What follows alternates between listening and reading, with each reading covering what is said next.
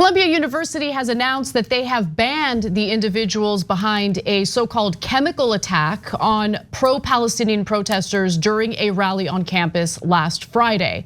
Now, the protesters were from Columbia Students for Justice in Palestine and the Columbia chapter of Jewish Voices for Peace. Now, in an email to students and staff, interim university provost Dennis Mitchell wrote that since the incident in which protesters reported being sprayed with a foul-smelling substance that required students to seek medical treatment, Columbia has been working with the New York City Police Department in investigating what appear to have been serious crimes, possibly hate crimes. So they were protesting, dozens of protesters got together on the campus in Columbia University. And from every report that I've read, they're peaceful, they're not causing any problems. At that point, two individuals proceed to spray them with something, and it's apparently much stronger than regular pepper spray. So I'll give you the details on what they claim to have experienced in just a moment. But there have allegedly been some consequences for the suspects. The alleged perpetrators identified to the university were immediately banned from campus while the law enforcement investigation proceeds, and that's according to the university provost. I want to note that I have not been able to confirm the identities of the two individuals that are kind of floating online, and I'm not about to share someone's identity without being able to confirm it. Especially because you risk the chance of sharing a photo or identity of someone who's actually innocent. So please be careful of what you see online. Wait for confirmation. The protesters claim that two of the individuals were former IDF soldiers who are now in the United States, and they apparently said some pretty horrible things to them right before they launched this attack. The university did not clarify whether those banned were students or how many individuals were involved. And the college's student newspaper, Columbia Spectator, first reported on the incident in which 18 students present at the rally described being engulfed by a foul smell during the protest. 10 students reported experiencing physical symptoms such as headaches, nausea, and burning eyes, and several reported damage to their property. According to groups involved in the protest, at least 8 students sought treatment for their symptoms at a hospital. Now, while we do not have confirmation on exactly what the substance used in the attack was, 3 students identified the substance as skunk, a chemical developed by the Israeli firm Odor and employed by the Israeli military against demonstrators in the West Bank. The company, Mistral Security Supplies, skunk in the United States, and describes the non-lethal vile-smelling liquid as causing crowds to cease their activities while allowing law enforcement to gain control with minimum injuries and casualties. Now, apparently the perpetrators, alleged perpetrators, were yelling things at the protesters. Let's go to the last graphic here. They were referring to students as Jew killers and terrorists because they were calling for a ceasefire in Gaza. Yeah, so I'm sure congressional hearings are being planned right now because this is not theoretical. This is not a chant. They actually were attacked. Oh, they're on the Palestinian side. Oh, sorry, got confused. No congressional hearings. No one cares. Okay, not at the national level, at the political level. The good news is cops are investigating in New York. They care.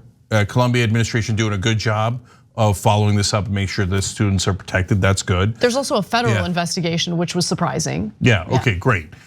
So the politicians, of course, this does not help their propaganda at all, so that they're not gonna care at all.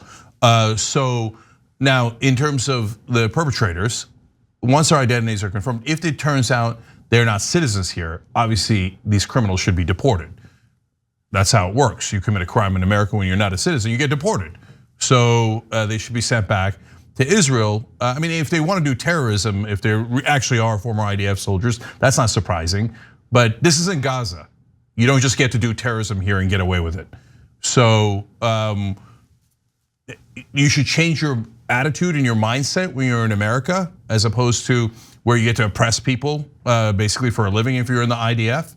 So this is an actual attack and it's terrible, but it's crystal clear. I don't know if anybody's making excuses for it. Probably not publicly, but I bet you a lot of people internally are like, Well, I mean, if they don't like Israel, they must deserve it, right?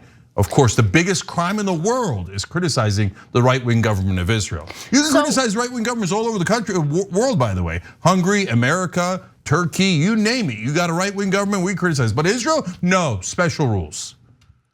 I mean, what could be more American than criticizing your government, right? Yeah. I mean, we do it all the time. And in fact, we're criticized on the international stage for a variety of reasons. And I don't see that as anti-American. I see that as, okay, the government carried out some military operations and some wars that were terrible and victimized all sorts of innocent people. But to take that as a dig on my identity as an American is ridiculous. But anyway, putting that aside real quick, I want to note that initially the university's response was basically to scold the demonstrators because the two groups who took part in this rally have been banned from Columbia University, alleging that their demonstrations make Jewish students feel unsafe and that they're intimidating. But apparently, after it had become abundantly clear that there were literally protesters getting treatment in the hospital for the attack, then they launched an investigation. Columbia University did, and authorities both on a local level, the New York Police Department, and on a federal level, the FBI got involved in the investigation as well. Yeah, by the way, this is very relevant. The two student groups are Columbia Students for Justice in Palestine and the Columbia chapter of Jewish Voices for Peace. So can't have that.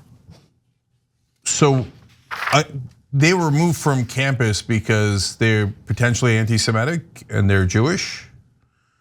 So the words have no meaning anymore, right? So they don't really mean anti-Semitic. They mean, how dare these good kids who care about all human lives, wonderful Jewish Americans that are actually for peace, how dare you oppose the right-wing government of Israel?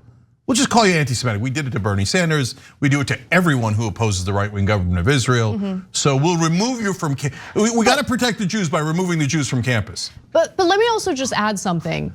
If there are examples of individuals within these groups or during a rally engaging in any kind of behavior that threatens Jewish students or makes them feel unsafe, genuinely unsafe, simply voicing your opinion and rallying in favor of a ceasefire is not enough to argue that it's making you feel unsafe. But if there was a targeted attack against Jewish students, that person should be banned from campus. Of course, 1000%, 1000%.